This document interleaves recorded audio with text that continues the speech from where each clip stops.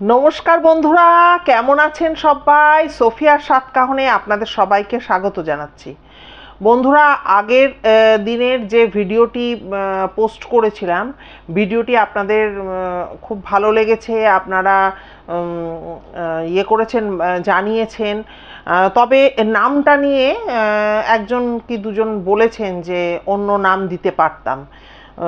তো চশমার উপনয়নটা তো একটা ভালো বাংলা নাম, তো সেই জন্যই ওই উপনয়ন বলে ওটা দিয়েছি আর কি নামটা।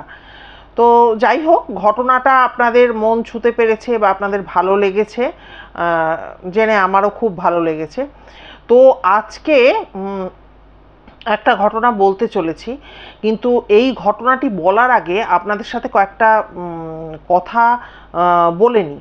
আমি খুব শীঘ্রই একটা পোস্ট করব।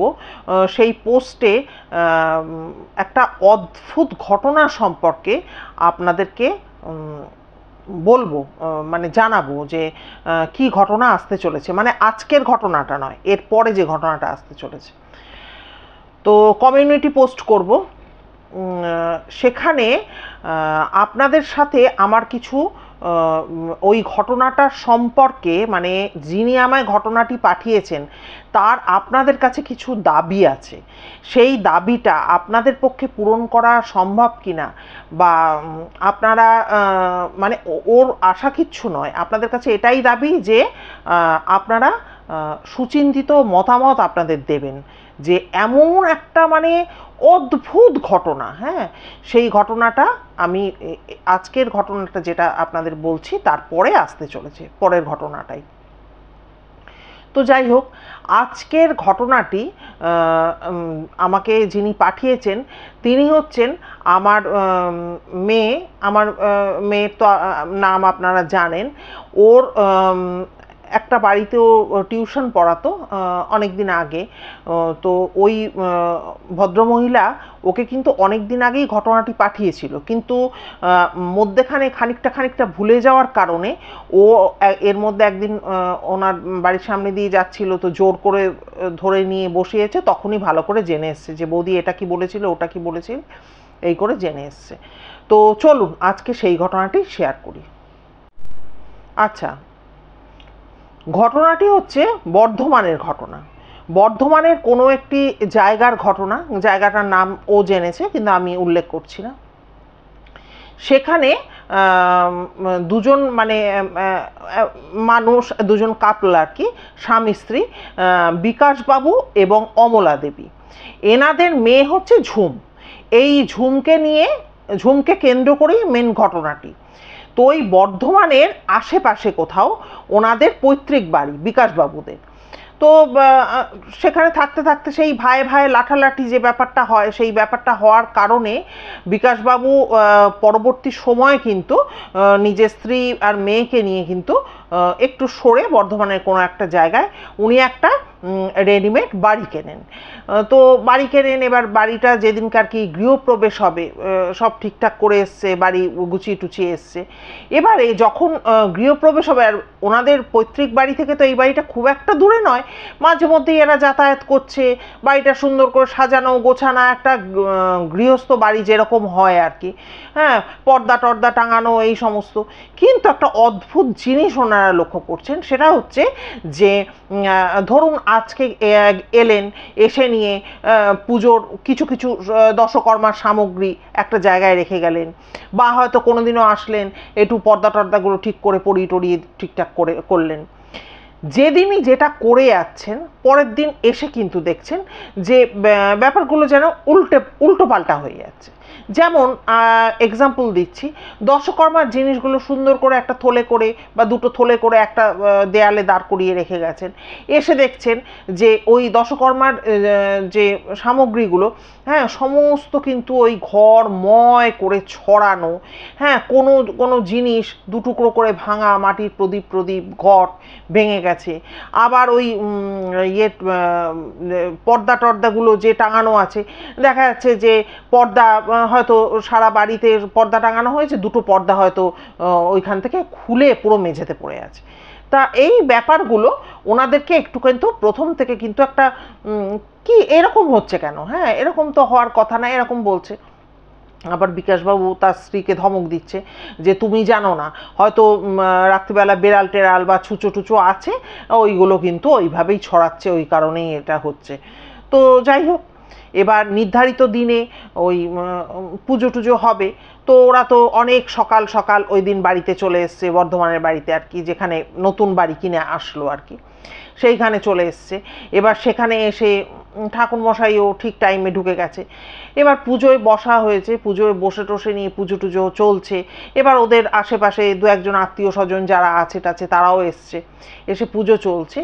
এইবারে যখন ওই গৃহপ্রবেশের সময় হোম হয়, হোমকুণ্ডে হোম হয়, বলে নাকি যে হোমের আগুন, হোম যখন হয় তখন তার আগুন যত উচ্চতায় উঠবে তত নাকি ভালো।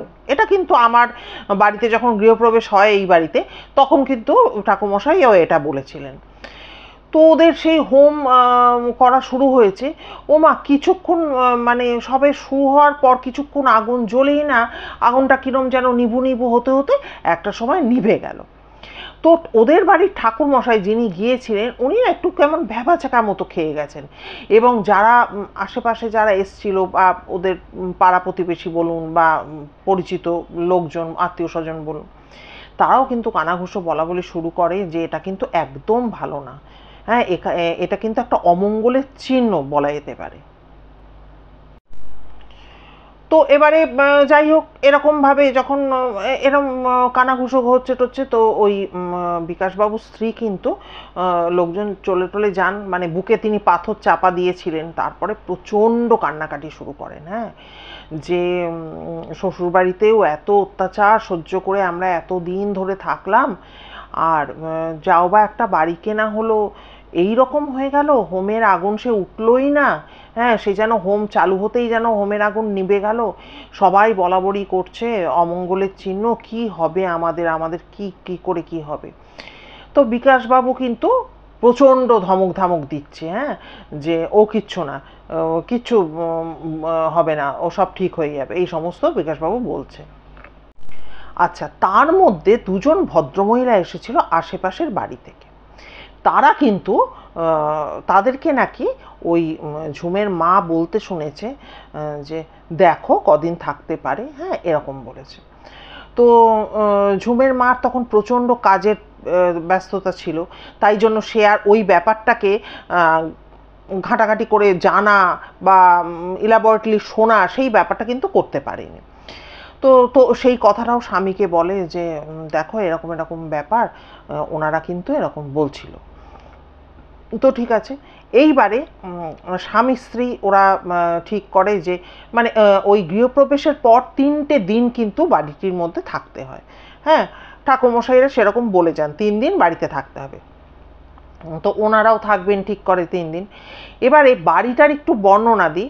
বাড়িটার গেট খুলে ঢুকলেন, ঢুকে নিয়ে একটা পাকা চাতাল মতো, হ্যাঁ চাতাল দিয়ে 2-3টে সিঁড়ি উঠে গেলে টানা বারান্দা, বারান্দার মানে পাশাপাশি দুখানা রুম, আচ্ছা এক ধারে গেলে কলঘর বা ইয়ে মানে বাথরুম টাথরুম এই সমস্ত কিছু রয়েছে, চানের জায়গা বা ইয়ে টিউবওয়েলও রয়েছে।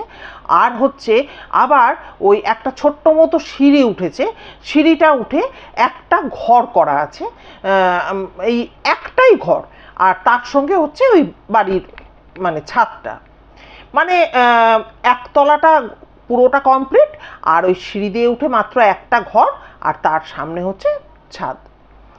তো ওখানে ওই পুজো টুজো হয়ে যাওয়ার পর ঝুম বলে কি যে আমি কিন্তু, ওর মা বলে যে দেখ 3 দিন আমাদের এখানে থাকতে হবে, নতুন জায়গা তো, আমরা 3 জনেই একটা ঘরে শোবো।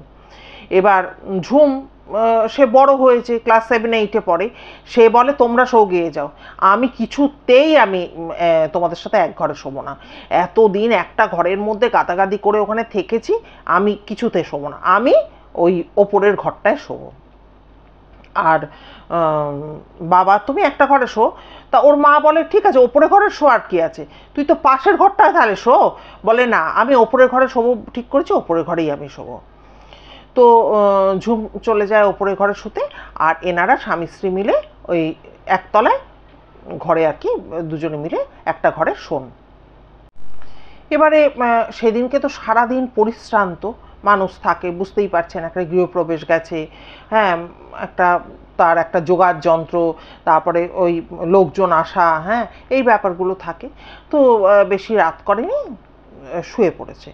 আচ্ছা, এবারে শুয়ে পড়ার পর ঝুম তো ওপরে শুতে গেছে, মা বাবা নিচে। ঝুম গিয়ে দরজা বন্ধ করে, ওর বাবা মা বলেছে দেখো দরজা বন্ধ করে শোবে, আর মা বলে দিয়েছে আমার বা বাবার গলা না পেলে কিন্তু দরজা ভুলেও খুলবে না।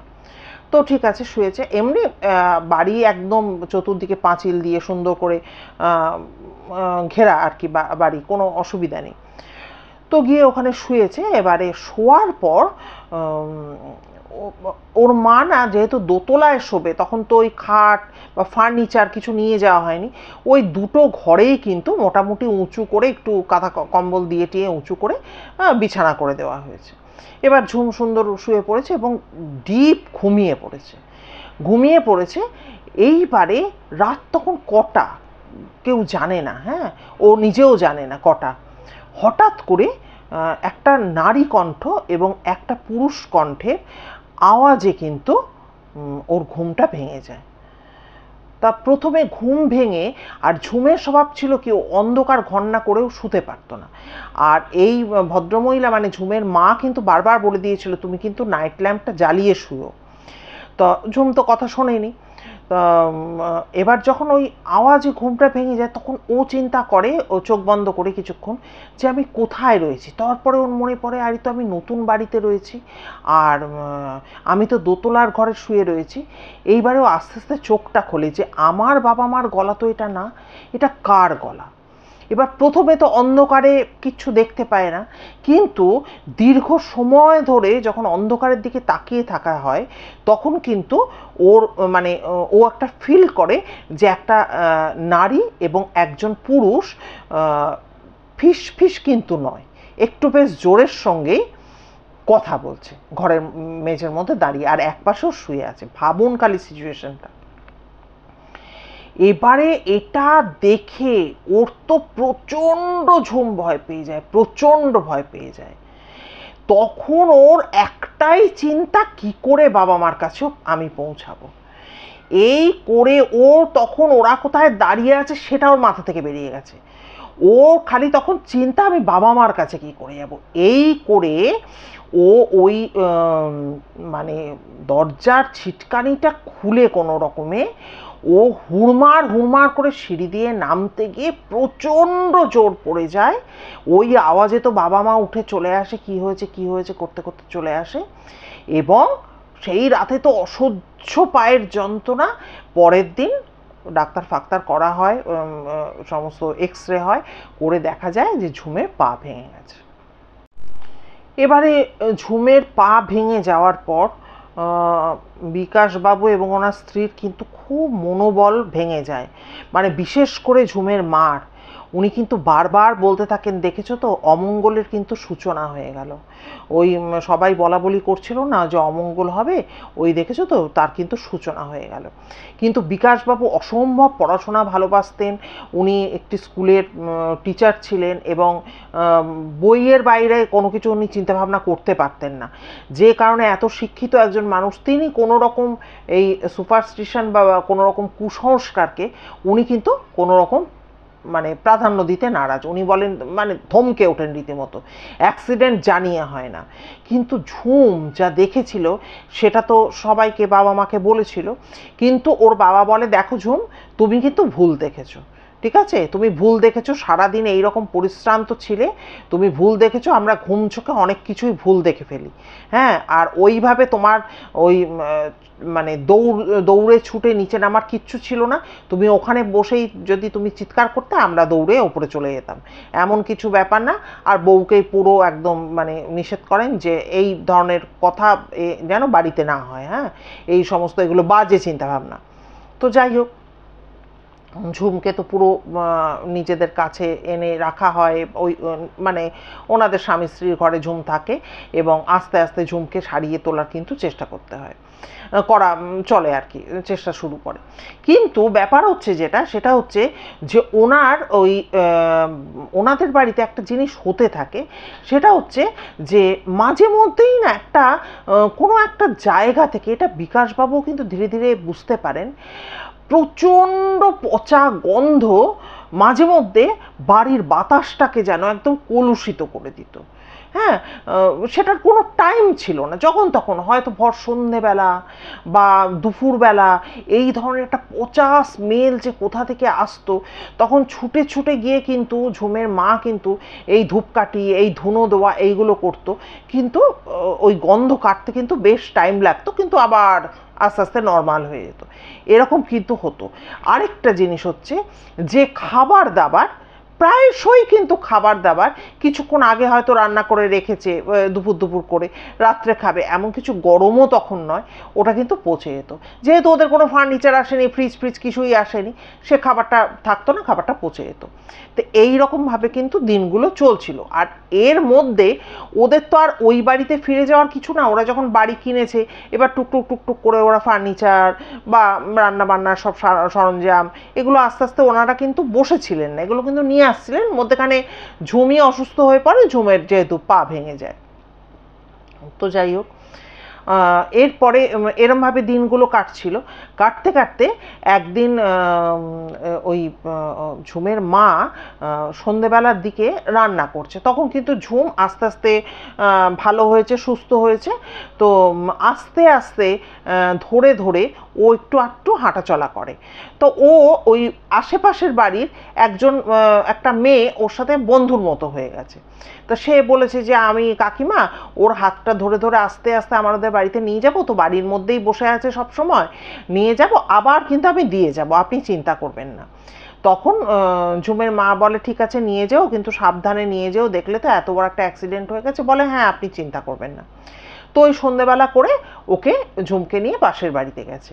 আর বিকাশবাবু তখনও ফেরেননি, আর ঝুমের মা কিন্তু রান্নাঘরে রান্না করছে।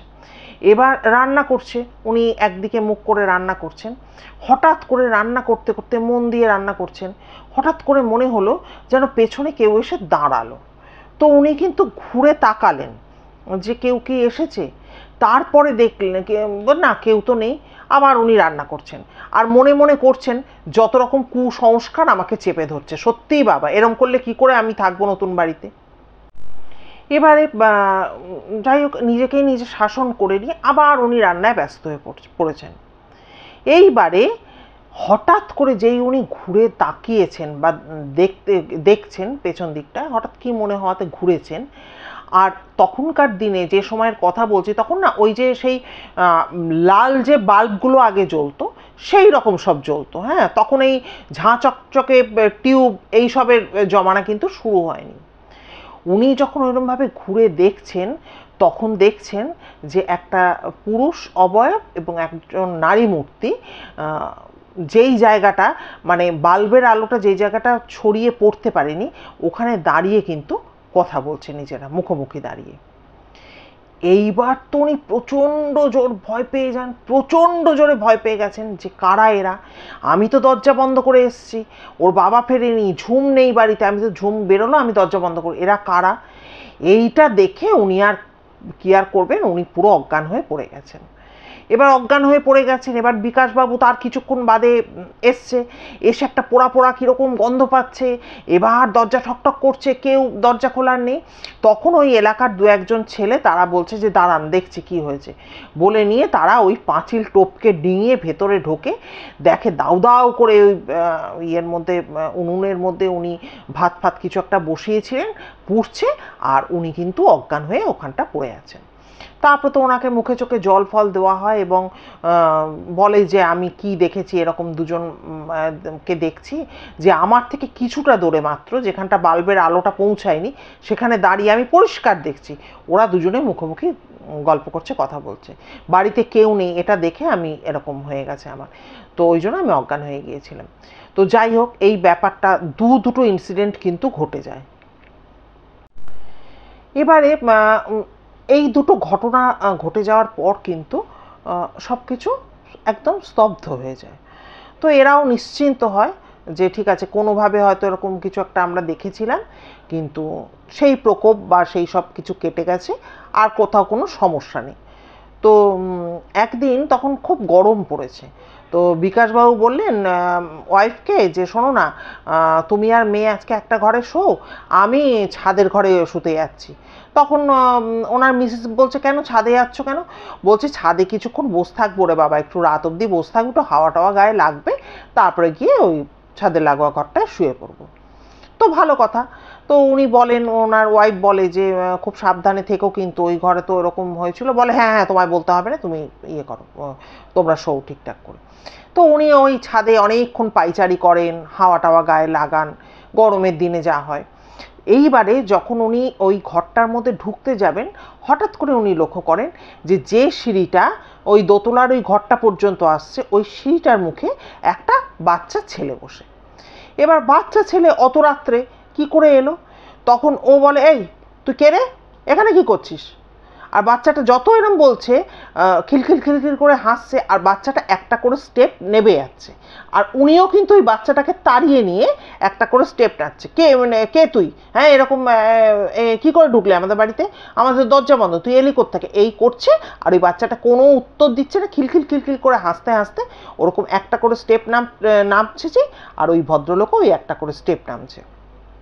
কিন্তু বাচ্চাটার চোখ দুটো যেন জ্বলছে, এটা ওনার মনে হয়েছে অন্ধকারে। তো তবুও উনি অতটা ভ্রুক্ষেপ না করে, মানে গুরুত্ব না দিয়ে ওরকমভাবে বাচ্চাটাকে ওই নিচে অবধি নিয়ে গিয়ে দরজা থেকে তারপরে লোকজনকে ডাকবে, কার বাড়ি বাচ্চা, আমার বাড়ি, এরকম এসে উঠেছে, এরকম ব্যাপার আর কি।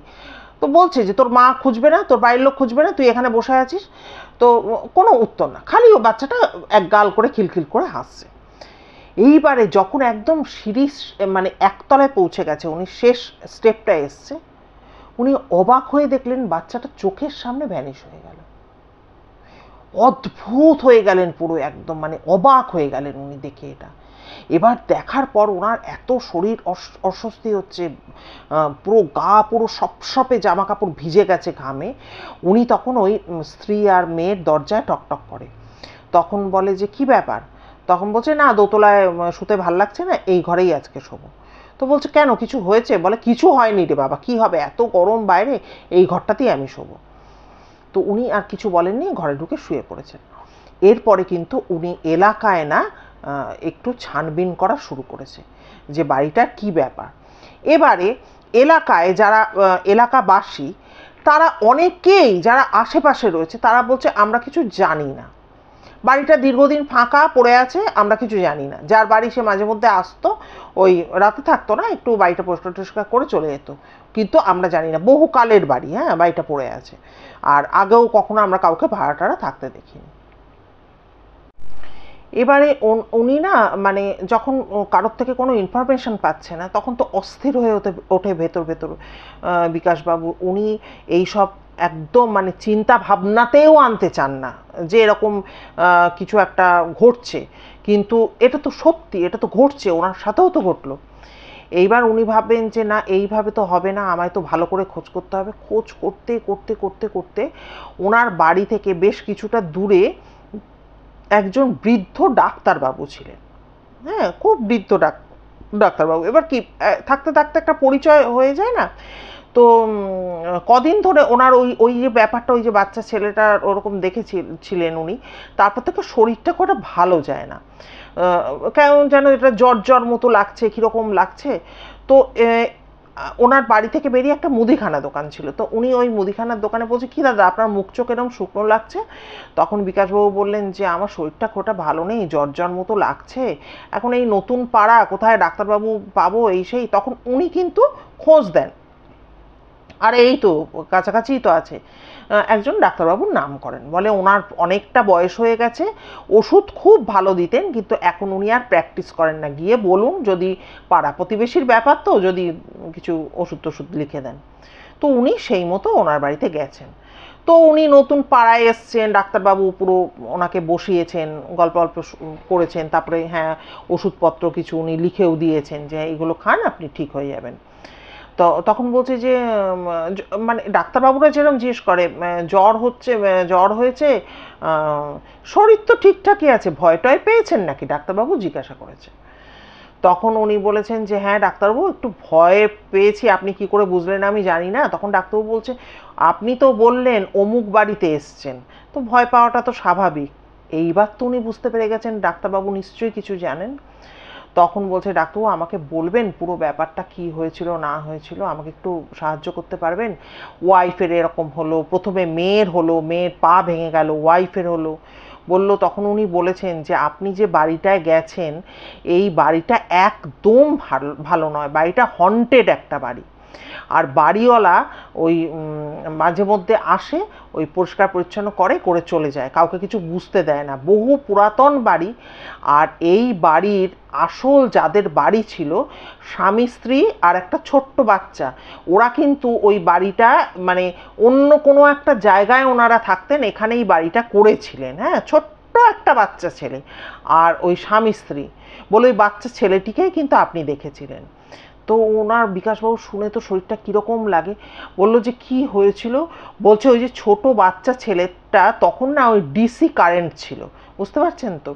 এবারে কি ছোট্ট ছোট্ট সরু সরু আঙুল, তো ওই যে প্লাগ থাকে, হ্যাঁ তখনকার দিনে যে প্লাগ ছিল আর কি, কালো কালো মোটকা মোটকা ভোঁতকা টাইপের সুইচগুলো ছিল, প্লাগ ছিল, ওই ওর মা বাবা খালি না করত, ওই প্লাকের মধ্যে না ওই ছোট্ট সরু আঙুলটা দিয়ে না ও ঢুকিয়ে, ওটা ছিল ওর খেলা।